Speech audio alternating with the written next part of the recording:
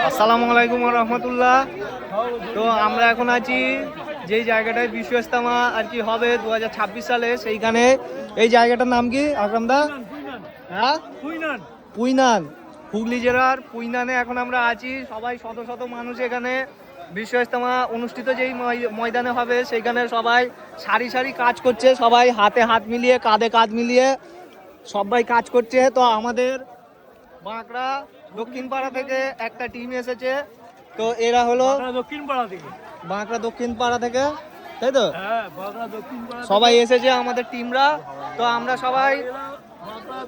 আমরা সবাই কাজ করছি এবং সবাই আসুন এই বিশ্ব ইজতেমা ময়দানে এবং সবাই হাতে হাত মিলিয়ে সহযোগিতা করুন।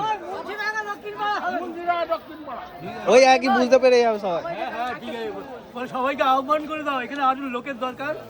তো সবাই আসুন, এখানে লোকের খুবই দরকার। তো বিশ্ব ইজতেমা জানুয়ারি মাসে অনুষ্ঠিত হবে, 2, 3, 4 এই কদিন।